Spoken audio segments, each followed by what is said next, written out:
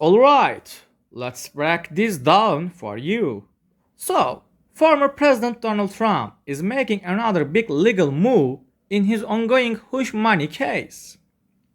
You might remember that he was convicted back in May of 34 felony counts for falsifying business records. This all ties back to that infamous $130,000 payment to adult film star Stormy Daniels, which was intended to keep her quiet about an alleged affair during his 2016 presidential campaign. Trump's team is now asking a federal court to step in and take over this case, which was originally handled in New York State Court. But before we get into the details, hit the subscribe button, like this video, and leave your thoughts in the comments. Thank you for your support. Here is the situation.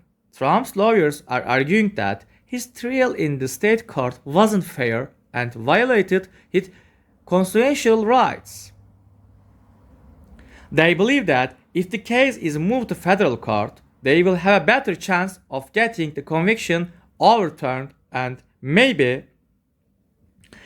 even getting the case dismissed altogether.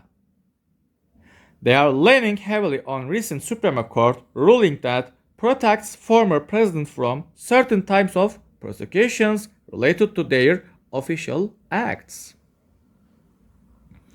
Trump's legal team is saying this ruling should apply to his case, claiming that some of the evidence used against him, like testimony from his former lawyer, Michelle Cohen, and how Trump handled news coverage while in the office, was properly included because it involved his actions as a president.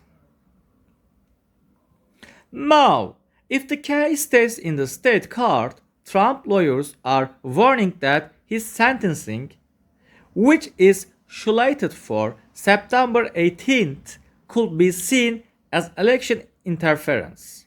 Why? Because it is just weeks before election day, and they argue that it could unfairly impact Trump's ongoing presidential campaign. They have asked the judge to push back sentencing until after the election or to overturn the conviction entirely. This request to move the case to federal court is a bold move, and it is going to be up the same federal judge who previously denied Trump's attempts to move to the case. If this judge says no again, Trump's legal team is likely to keep fighting, potentially delaying and final sentencing and keeping this case in the headlines right throughout the heart of the 2024 campaign season. Trump is the former president to be convicted of a crime, and this case is far from over. Whether it gets moved to the federal court or not, the legal battles are likely to drag on, adding yet another layer of complexity to Trump's already tumultuous political journey.